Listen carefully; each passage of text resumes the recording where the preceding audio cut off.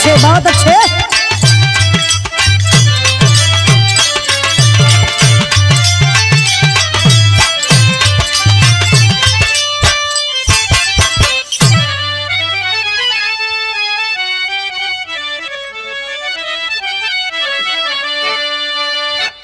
हम गायिका उजाला यादव यूपी आजमगढ़ के धरती से ये आप लोगन के बीच में एक कांड भेजत मानी।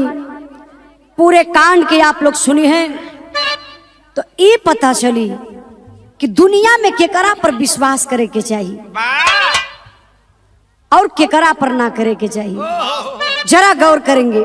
4 लाइन भूमिका में भाव मास्टर साहब।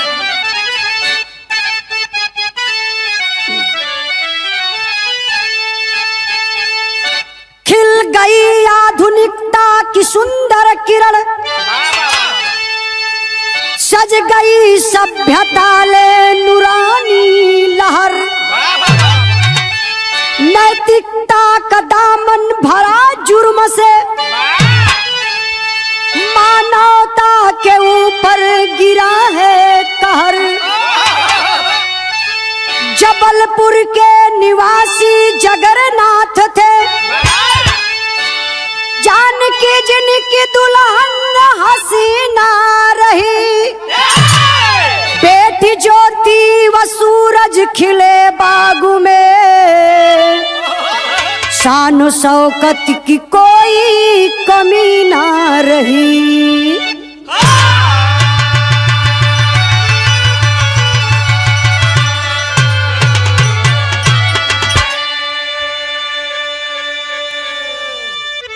ए बाबू, कहानी यहीं से शुरू हो गई। जबलपुर के निवासी जेकर नाम बतावल गल जगन्नाथ। जगन्नाथ के औरत का नाम बा जानकी। जानकी के 2 बच्चा, बड़का बेटा सूरज और छोट बिटिया ज्योति। परिवार बड़ा खुशी खुशी से चलत बा, लेकिन एक बात बा, दिन बड़ा गरीबी का बा। हर दिन कट जाला ए बाबू, लेकिन गरीबी का दिन बड़ा मुश्किल हो जाला। एक दिन का बात बा, और कौन बात बा मास्टर साहब? कौवाली का टुकड़ा लगल बा।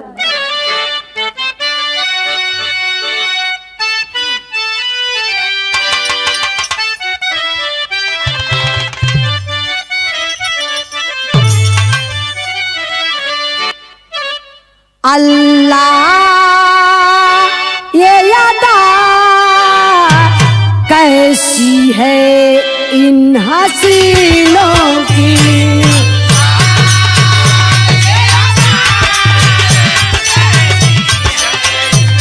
हसीनों की।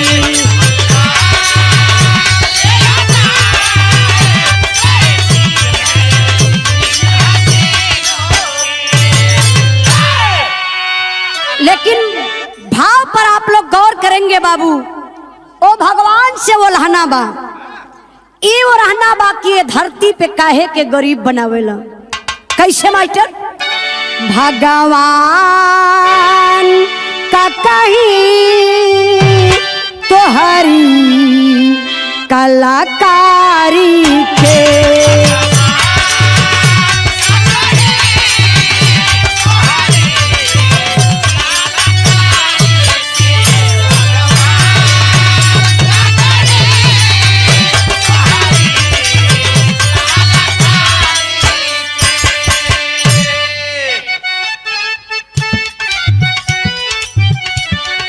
झरलाता बोला सवारी के, तू झरलाता बोला सवारी के, भगवान का कहीं हरी कलाकारी के।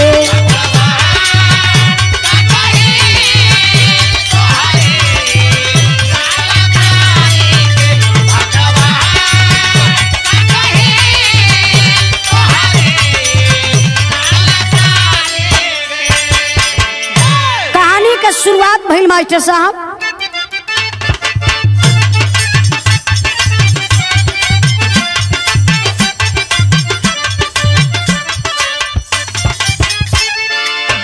बढ़ा परिवार बेदम हुए बदनसीबी में, बढ़ा परिवार बेदम हुए बदनसीबी नसीबी में लाचार हो गया परिवार तब गरीबी में। छोड़ के साथ जगन्नाथ मुंबई गईले, छोड़ के साथ जगन्नाथ बम्बई गईले, परिश्रम कोई के ओड़ा पाव का धंधा कैले। व्यस्त व्यापार में परिवार से नाता टूटल, व्यस्त व्यापार में परिवार से नाता टूटल, बुझाला वही से तकदीर बावन कर रूठल। जानकी जल रही थी इश्क वाली ज्वाला में, जाम छलकाने वाले झांकते थे प्याला में। कहानी पर गौर करें बाबू। जगन्नाथ गरीबी से तबाह हो गईलन। ना वो लड़कन के कपड़ा हो पावत बा, ना दोनों लड़कन के पढ़ाई सही से हो पावत बा, ना वो जानकी के बढ़िया साड़ी पहना पावत हुन। एक दिन जानकी का दिमाग काम कैलस, जगन्नाथ से कहली कि देखी पतिदेव, ई गरीबी ऐसा चीज बना जहां चाहे ले तहां झुका दे ले, तो हमार बात एक माना। हम जात बानी, कुछ उधार रुपया पैसा लेके आईला तो भाड़ा किराया हो जाई, आ ओके लेके आप निकल जा मुंबई। जा कौनो धंधा करबा 10 रुपया कमैबा घर में आई। आई लइकन का हम चाहत बनी कि पढ़ाई लिखाई तनी बढ़िया से हो जाए। ए बाबू जानकी गईली 2000 रुपया उधार कैसे लेके अली। पति के अपने दहले जगन्नाथ टिकट कटौला मुंबई पहुंच गईले। मुंबई कहाँ गईला मास्टर साहब? थाने, जहां भांडुक एक जगह बा, ओई भांडुक में जाए के ओड़ा पाव का धंधा के धलन। अब धंधा बढ़िया चले लगल, बढ़िया पैसा कमाए लगलन।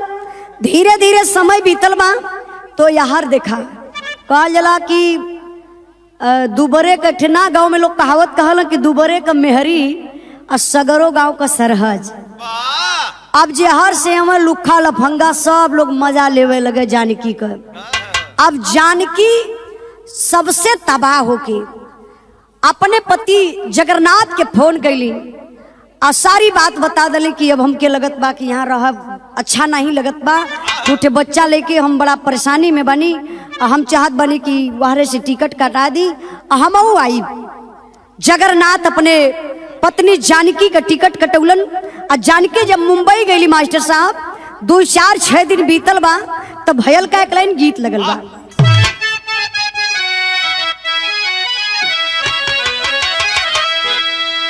अरे कही दा भौजी भैया जी से, अरे कही दा भौजी भैया जी से, दे दे मोर गवनवा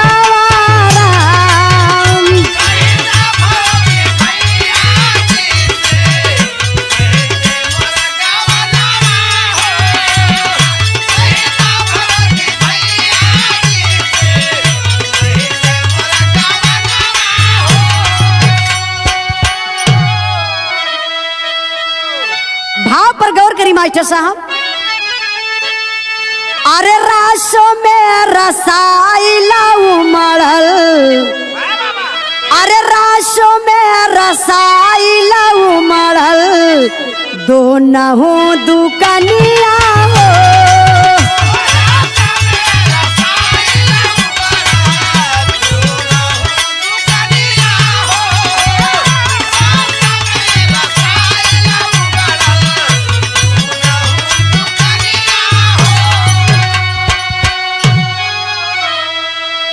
बनी के भोजपुरिया भौजी, बनी के भोजपुरिया भौजी, थमावे समनिया हो।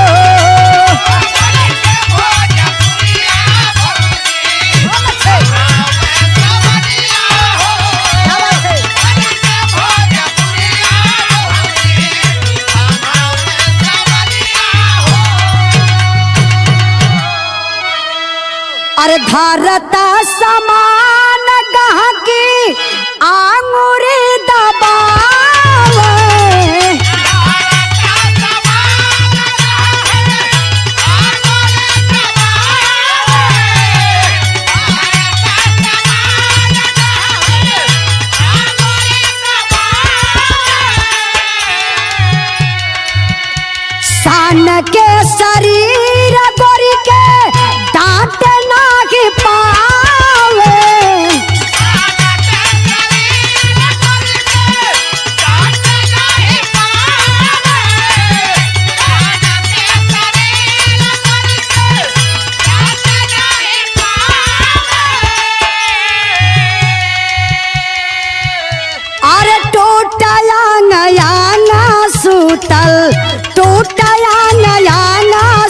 बीतल रात का जवनिया हो।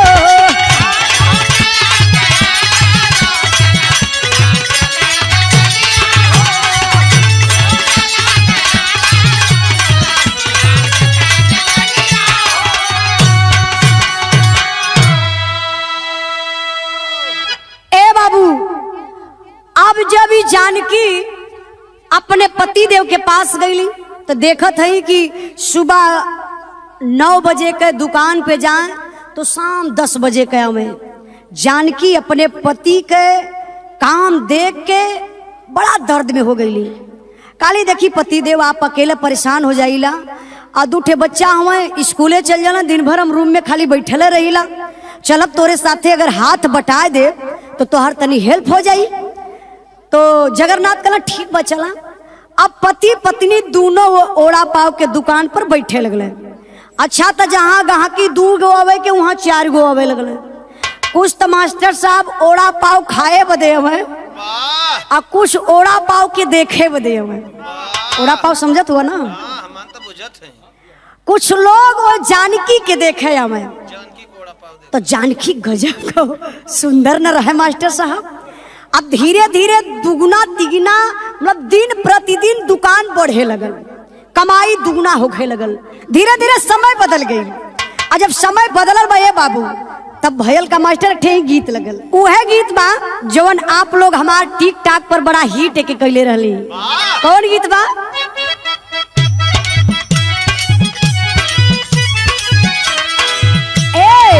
नसवा में पियवा मोरा माताला रे, अरे माताला रे दरुआ पी के पगलाला। माताला रे दरुआ पी के पगलाला।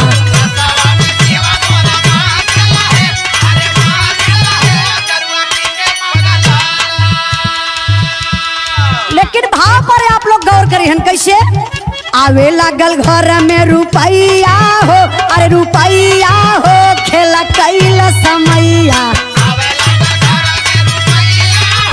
अरे रुपैया हो खेला कैला समैया।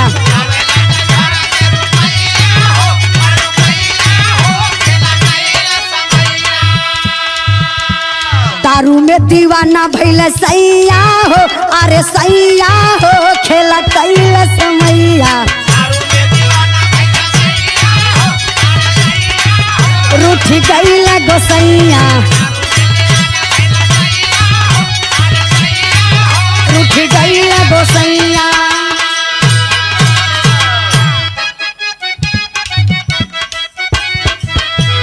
जाके बियर बार बीचे रुपया उड़ावे।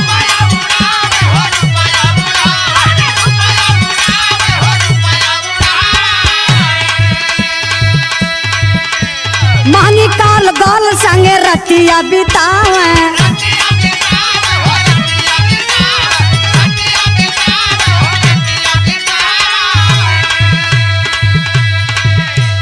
बंद भइली सगरो कमैया हो, अरे कमैया हो रूठी गईल गोसैया।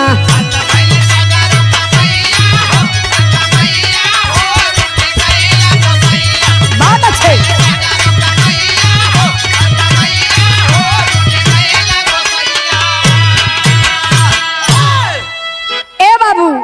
अब हई देखा अच्छा कहल जाला कि धन का बढ़ब ठीक बा लेकिन मन का बढ़ब ना ठीक होला। अब जब पैसा आवे लगल घर में तो जगन्नाथ का मन बढ़े लगल। अब उनके घर का मलाई जहर लगत हो, बाहरे का मलाई उनके बढ़िया लगत बा। अच्छा तो कभी दुकान पे बैठे तो कभी दुकान पे बैठबे ना करे। अब मन उनकर बढ़ गल बा। जेके लोग कहला बियर बार, नई नई लड़की काल गर्ल बियर बार में जाके अपन अयासी शुरू कैल। अब धीरे धीरे अब भाई 1000 दिन भर का कमाई हो और 2000 4000 10,000 राती में लुटा देते हो तो प्राप्त कहाँ से पड़ी। धीरे धीरे दुकान टूटे लगल।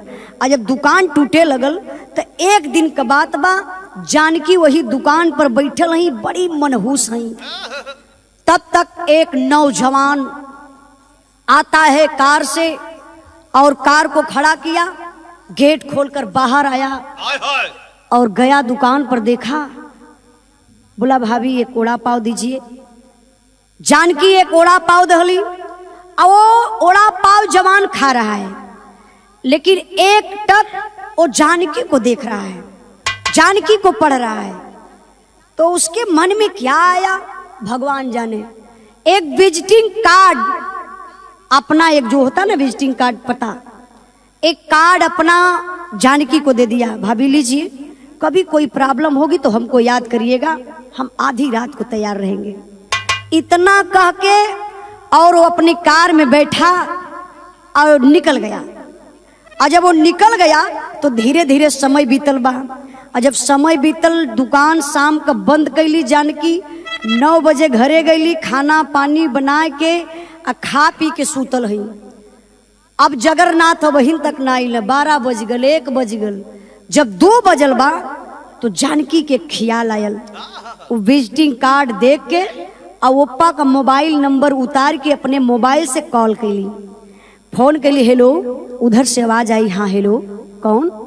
अरे मैं वही बोल रही हूँ जो आप ओड़ा पाव खाए थे मेरे दुकान पर, एक अपना विजिटिंग कार्ड दिए और बोले कि भाभी कभी भी आप याद कर सकती तो मैं आधी रात को आपके लिए तैयार रहूंगा।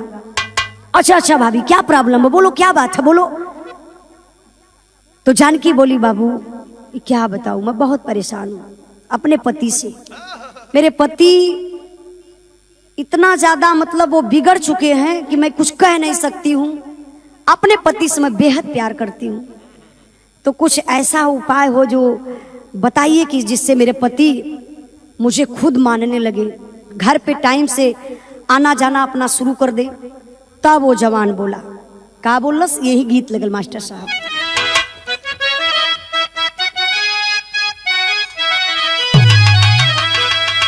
नदिया किनारे मोर बोले,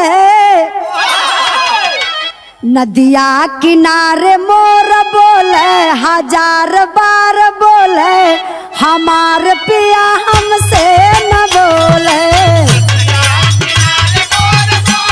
1000 बार बोले, हमार पिया हमसे न बोले।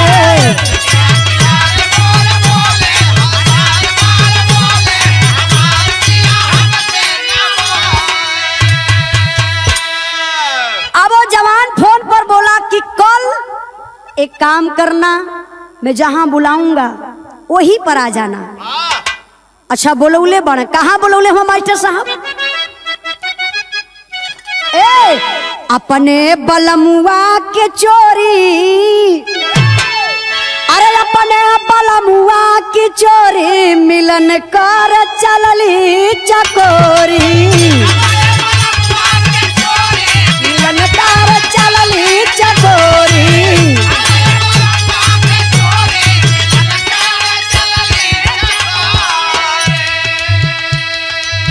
झूमत का पहुँचल बाजू हो किनार हो,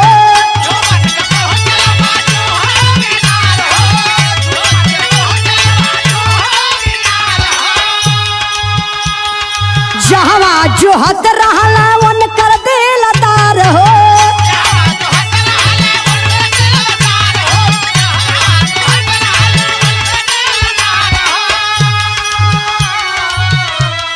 ले चलल होटल की ओरी, अरे ले चलल होटल की ओरी, मिलन कर चलली चकोरी।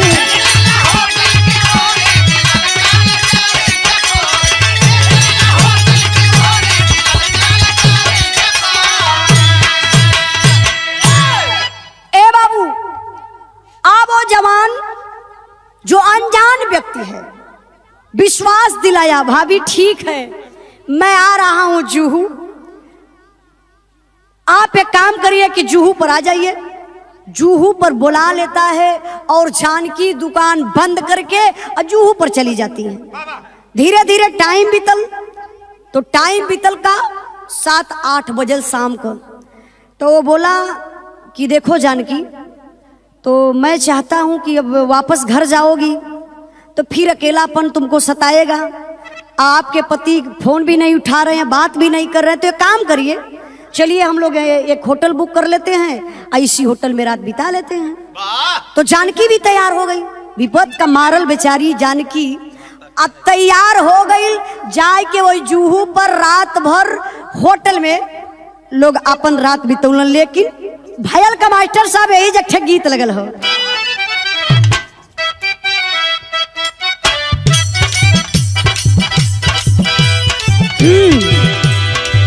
आइल बानी तोहरा गलिया केने बारू हमर ललिया,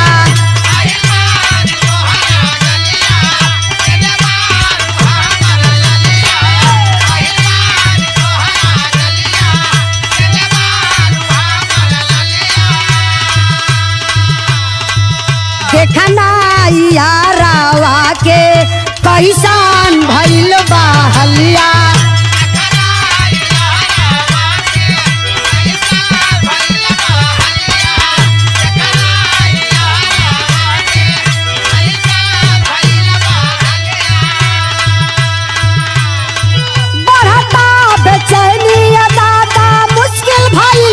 जीना जीना जीना। अब भाव पर गौर करेंगे मास्टर साहब। रात बीत गई, जब सुबह भयल तो जो अनजान व्यक्ति था वो बोला जानकी से कि भाभी एक काम करो, लोग बताते हैं कि शिरडी साईं वाले बाबा जो हैं वहाँ जो भी लोग जाते हैं अपनी मिन्नत लेकर के उन लोगों की मिन्नत पूरा हो जाती है। तो एक काम करिए, चलिए ना। अब गाड़ी स्टार्ट किया, चल दिया साईं शिरडी वाले बाबा के धाम में। और जब वहाँ गई बा तो बोला, वो जो अनजान व्यक्ति था उसका नाम था आकाश।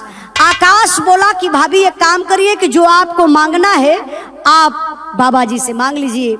जा करके जानकी अब साईं शिरडी वाले बाबा के धाम में सर झुकाती है और मांगती है, कहती है क्या,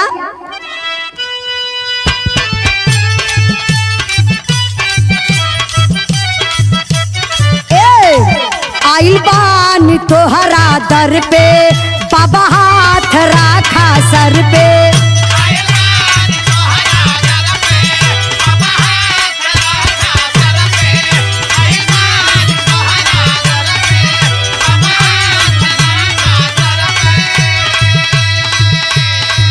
कुछ ना सुहाला बाबा दया का द हमरा घर पे,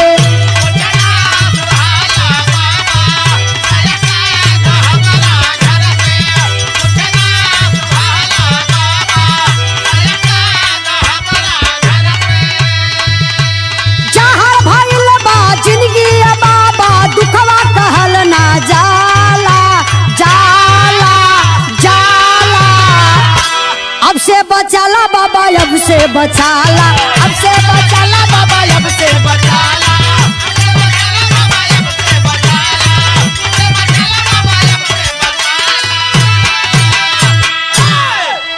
ए बाबू साईं बाबा शिरडी वाले के धाम में जाकर के हाथ जोड़ करके जानकी कहती है, बाबा मैं आपसे बहुत बड़ा उम्मीद लगाकर आई हूँ। मेरे पति बहुत बिगड़ गए हैं, वो अयासी भी करते हैं, शराब भी पीते हैं और मैं बहुत लाचार हूँ। मैं आपसे यही विनती कर रही हूँ कि मेरे पति ये सब छोड़ करके एक अच्छा पति बन जाए, क्योंकि मैं अपने पति से बहुत प्यार करती हूँ। धीरे धीरे समय बीतले बाबू। अब वो जो आकाश जानकी को लेकर आया और भांडुक छोड़ दिया। जानकी अपने रूम पर चली गई और आकाश अपने घर चला गया। धीरे धीरे समय बीतल बा। जब समय बीतल तब बारे साईं शिरडी वाले बाबा का नजर लगत बा घूम गई। जो जानकी का पति जगन्नाथ बिगड़ा हुआ था अब वो धीरे धीरे सुधरने लगा और फिर अपने काम काज पर ध्यान देने लगा। और जब काम पर ध्यान देवे लगल तो दुकान मास्टर साहब जैसे पहले चलत रहल अब वैसे कमाई फिर होके लगल। और जब कमाई फिर होके लगल तो अब देखा यही जा बिरहा मार मोड़ ले ललस। अब जगन्नाथ अपने दुकानी पर बैठत हो और जगन्नाथ का मेहरारू जानकी अब वो अपने रूमे पर बैठत थी। अब दूसरे के अब अपने रूम पे चोरी चोरी से जो उन्हें प्यार रहल आकाश और जानकी के, अब वो हवस में बदल गल। चोरी चोरी से इधर उधर मिलना जुलना आकाश से जानकी करे शुरू कैली। अब एक दिन का बात बा, जानकी के बेटा सूरज और बिटिया ज्योति दोनों स्कूल गल हुआ, जगन्नाथ अपने दुकान पर हुआ। अब फोन करके आकाश के जानकी घरे बुला ले। अब हम बिस्तर नग्न बदन में, अब दोनों लोग हमें। और तब तक देखल जा संजोग बिटिया बेटवा पढ़ाई करके घरे में आ गए। और जब स्कूल से घर में अलन तो देखत हुआ कि अरे ए मम्मी और एक अनजान व्यक्ति। तब सूरज बोला, माँ मम्मी ये क्या कर रही हो?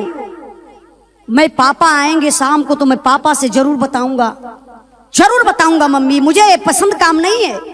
पापा के साथ आप धोखा कर रही हैं।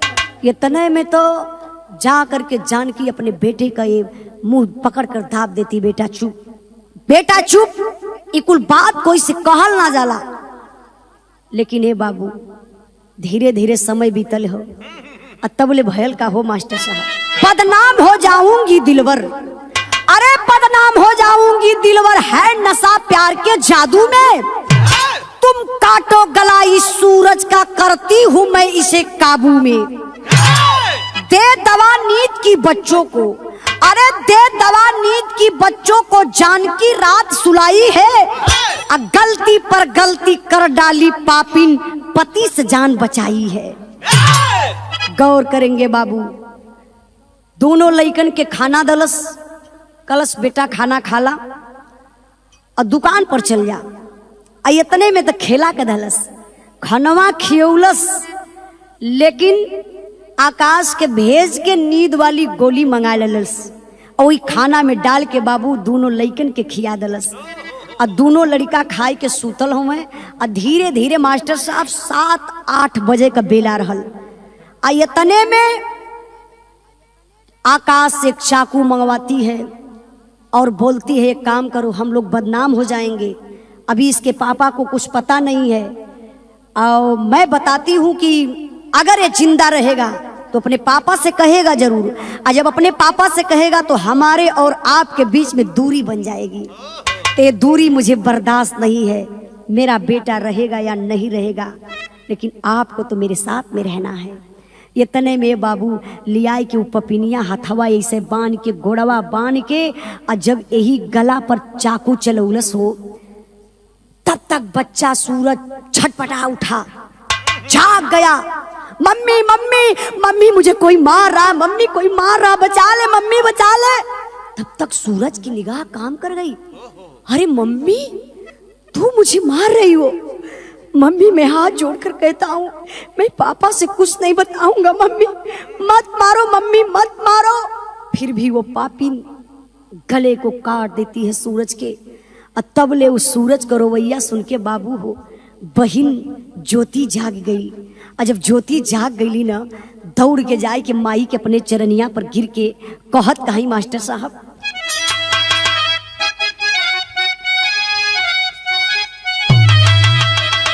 अरे जान मारा ए मम्मी, अरे जान मारा ए मम्मी, भैया का जनवा हमारे।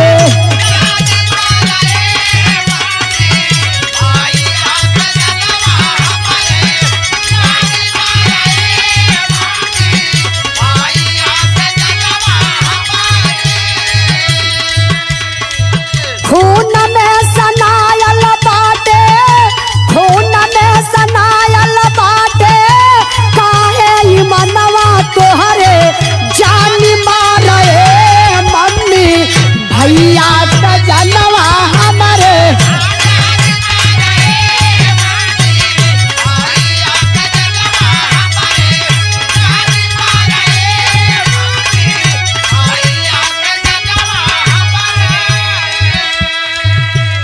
जौन हाथवा से मम्मी दूधवा पियावालू हो,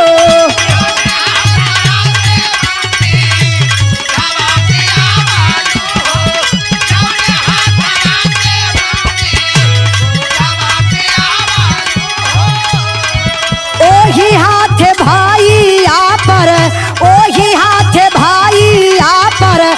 चाकुआ चलावालू हो।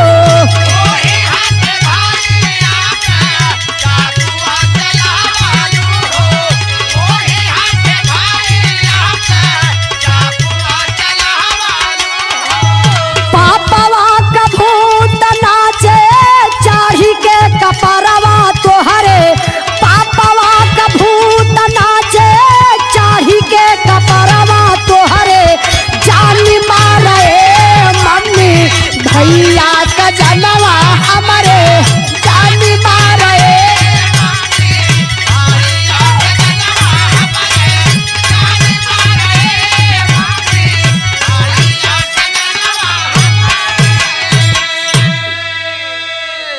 ज्योति रोती, अरे मम्मी मम्मी क्या कर रही हो मम्मी, मत मारो भैया को, मत मारो मम्मी, मत मारो मम्मी, मत मारो। फिर भी वो पापी नहीं मानती है, बोलती अगर किसी से बताएगी तू ना तो इसी चाकू से तेरा भी गला भी काट दूंगा। अच्छा बेचारी डर के मारे चुप हो गई, लेकिन फिर सोचती है वो जानकी ये सारी बात अपने पापा से जरूर बताएगी, तो इसको भी मारना बड़ा जरूरी है। तुरंत बोलती है जाओ गिलास का पानी लेकर आओ। गिलास का पानी ले गई हो बाबू बिटिया, अब पकड़ के है बार वही जमीनी पर पटक धलस। अब पटक के बाबू यही छतिया पे चढ़ के बिटिया के हो यही नटई के काटे लगल। और जब नटई के काट धलस तब कब हेल मास्टर साहब,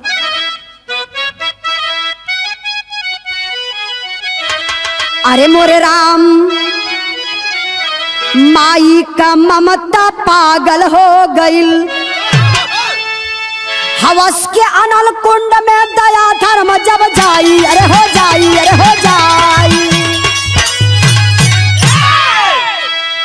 देखिए बाबू माई का ममता पागल हो गई। हमारे गुरुजी माननीय प्यारे लाल कवि जी एक लाइन कितना ऊंचा लिख दहल कि अमृत का धार केहू केतनो पियाई एगो माई बिना, कैसे का करजवा जुड़ाई एगो माई बिना। माई का ममता कितना अपार बा, लेकिन देखा एक ठे हो माई बहो मास्टर साहब। दोनों लड़कन के जब मार दलस जानकी तो आकाश से कलश के एक काम करिए, एक प्लास्टिक लाइए और उसी में लपेट करके इस बच्चे को कई झाड़ी में फेंक देते हैं।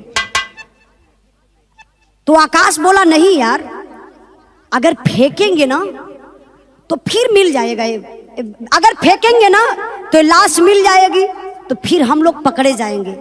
एक काम करो मैं पेट्रोल लेकर आता हूं और हम लोग इस लाश को लेकर चलेंगे जंगल में, अब फेंक के वहीं जला देंगे।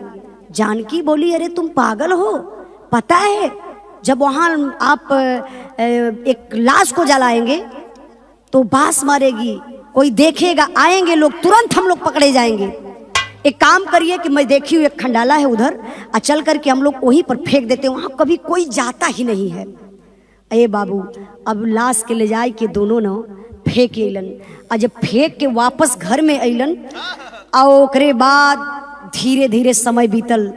अब दोनों फिर हवस का आग बुझावत हुआ, हवस का आग बुझा के आकाश अपने घर चला जाता है और जानकी घर में खाना बनाने लगती है।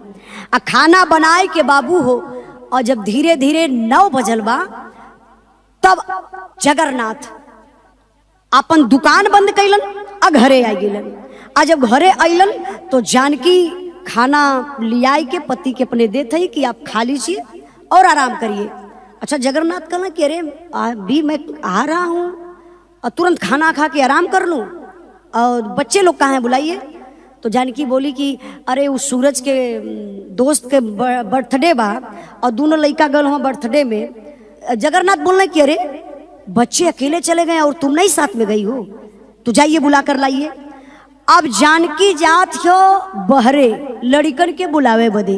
अच्छा उ के बुलाए के लिए आई, जैसे ही बहरे जानकी गई ले बाबू तबले भयल का मास्टर साहब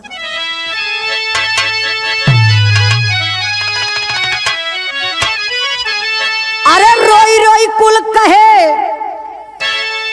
अरे रोई रोई कुल कहे चोर दस्तानावा हमारे भैया हो, अपने घर में हो गैला बेगानावा हमारे भैया हो।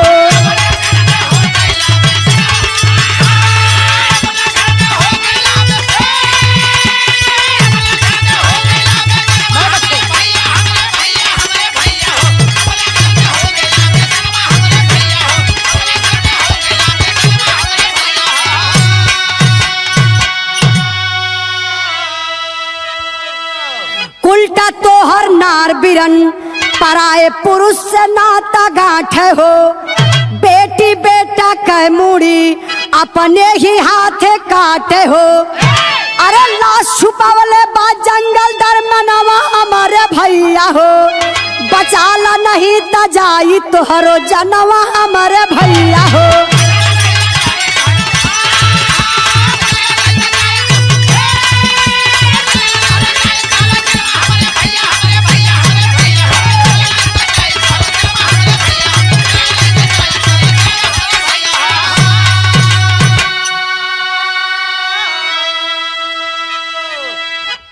देखिए उसी जानकी के घर में छुप कर एक चोर बैठा था। अब जैसे ही जानकी बाहर गई उसके अंदर हिम्मत आई और चोर उठकर खड़ा हो गया, जाकर के जगन्नाथ के भर अकवाड़ी पकड़ लिया। भैया भैया मैं क्या बताऊं, आपकी औरत जो कह रही थी ना कि बच्चे गए हैं बर्थडे में, आपके बच्चे को ना आपकी पत्नी स्वयं दोनों बच्चों का गर्दन काट डाली भैया। और आपकी आज ये आखिरी रात है, दोनों आपस में प्लान कर रहे थे आपको मारने के लिए। भैया मैं यही निवेदन करूंगा आप अपनी जान को बचा लीजिए। लेकिन जगन्नाथ बोले अरे तुम कौन हो, मेरे घर में कैसे आ गए हो, कहां से आए हो। पकड़ लिया जगन्नाथ अकवारी में।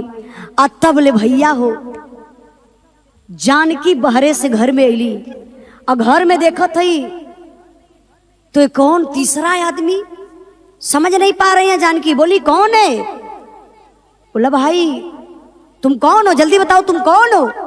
तब रोई के बाबू हो वो चोर बतावत बा। का बतौले बा मास्टर साहब,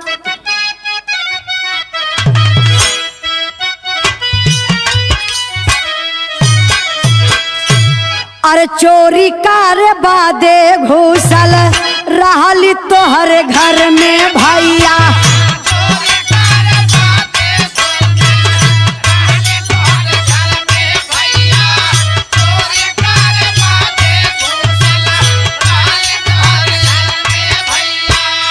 छिप के लगावल रहली रतिया में घा,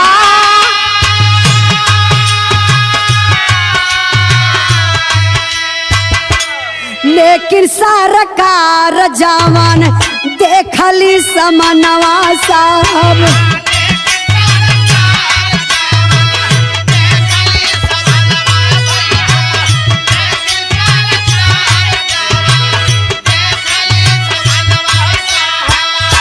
गिरला करे जावा पे मोरे वज्रपात,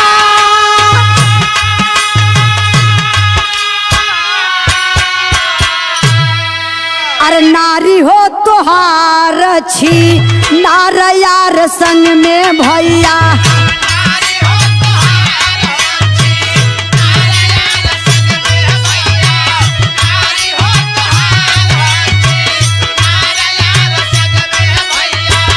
नेहला सुगानावन का मुड़िया होता,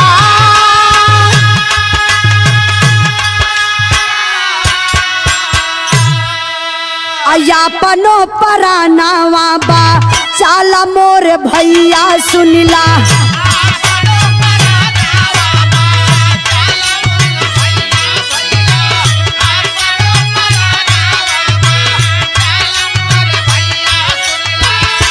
अंतिम बतोहार जीनी गिया करा,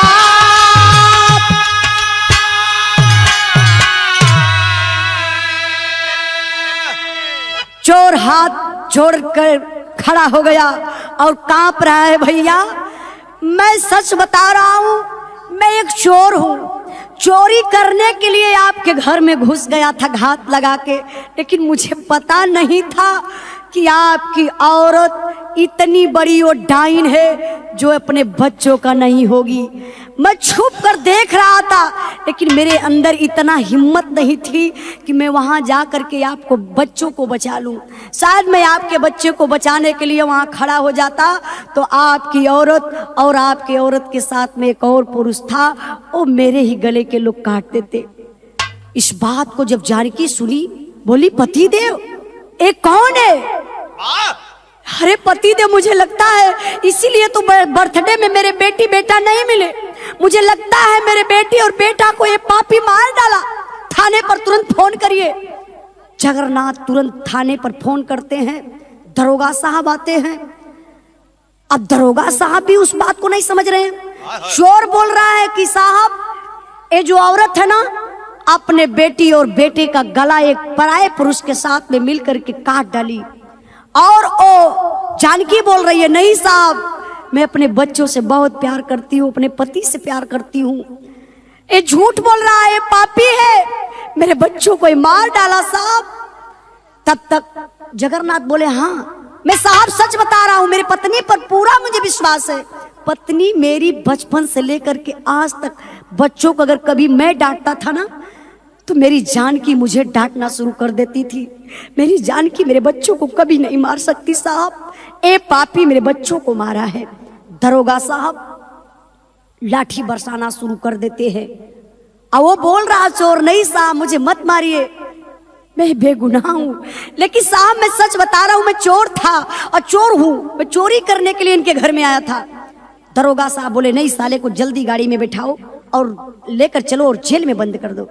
लेके बाबू जब गईलन जेल में बंद कैलन, तब दरोगा साहब रात का टाइम रहल, पहुंचलन और उस चोर से सवाल किए, बताओ क्या मामला था, उस बच्चों को क्यों मारा तू? तो वो बोला, सच सच साहब, अगर हमारे ऊपर विश्वास नहीं है ना, तो उस व्यक्ति को, उस पराये पुरुष को मैं तो नहीं जानता हूं, लेकिन मैं इतना बता सकता हूं कि दोनों बच्चों की लाश जब वो लोग काट रहे थे ना, और प्लान बनाए थे कि प्लास्टिक में लपेट के रख के अपनी कार से वो लड़का लेकर गया साथ में जानकी के, और घर के कुछ दूरी पर एक खंडाला बता रहा था, एक झाड़ी बता रहा था, उसी झाड़ी के तरफ वो लाश को फेंके हैं। साहब मुझे यहीं पर छोड़ दीजिए, क्योंकि मैं भी देखा नहीं था, सुना था कि वहीं पर ले जा करके फेंकेंगे। जब दरोगा साहब जाते हैं उस झाड़ी में, दोनों बच्चों की लाश देखते हैं, तो विश्वास हो जाता है कि ये चोर, ये साव है, और ये पापिन, ये बच्चों की जो माँ है, यही अपने बच्चों को मारी है। दरोगा साहब आकर के मारते हैं, खींच कर एक तमाचा जानकी को। अच्छा, मेहरारू का जात ना कहल जाला कि मार के आगे भूत भागे लगला। एक तमाचा में जानकी हिल गई और रोई के सारी बतिये बता दली। साहब इसके चक्कर में, प्यार के चक्कर में, हो साहब अपने बेटी और बेटा के मार डाली साहब। दरोगा साहब उस पापिन के हाथ में हथकड़ी लगाते हैं और ले जा करके जेल में बंद कर देते हैं। तो भयल का मास्टर साहब बिरहा के आखिरी लाइन बा,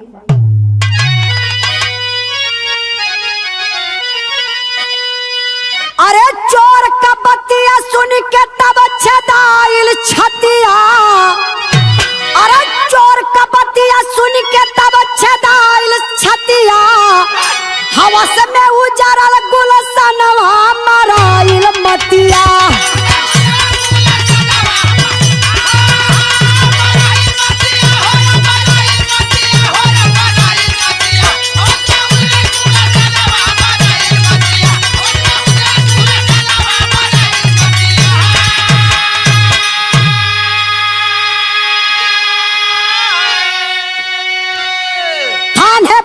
पटिया लिखावा जगन्नाथ हो, आयशो प्रमोद सिंधे पीट लिए माथ हो, प्रेमी के संग में पकड़ाई लवरतिया, हवस में उजरल गुलशनवा मराइल मतिया।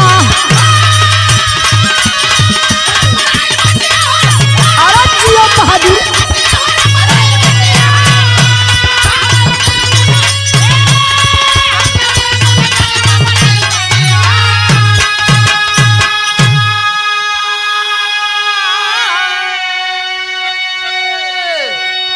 ए बाबू, यही से हम पहले ही आप लोगों से बतौले रही बिरहा के शुरुआते में कि केकरा पर विश्वास करे।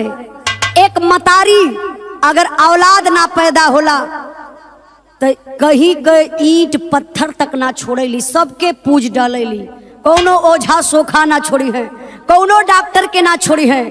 लेकिन जब बच्चा पा गई तो अपने हवस के चक्कर में, अपने प्यार के चक्कर में अपने बेटी बेटा का गर्दन पापी काट दलस। बिरहा के सुने वाले भैया बाबू हाथ जोड़ के आप लोगों से जरूर निवेदन करबे। कुछ लोग तो ऐसा बड़े शादी हो जात हो, बड़ा बड़ा लड़का हो गई, पतो घर में आवे वाली बा, पतो घर में आ गई बा, फिर भी नारी पति लेके बम्बई चल जात हो तो तेरो के मेरे को बोले लगत यही पति का कदरे ना बा।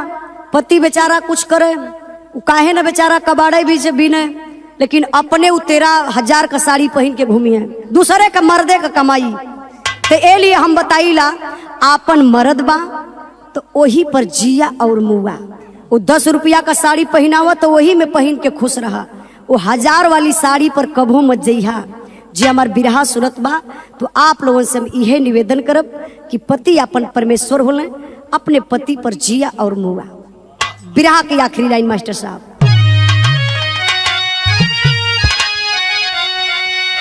गुरु बिहारी गुरु गणेश गुरु रामलाल गुणकारी, स्वर्ग गए चंद्रिका कवि बच्चन जी बने पुजारी। अरे माई का ममता पागल हो गई, उजाला कवि जालिमिया चल गई है शर्म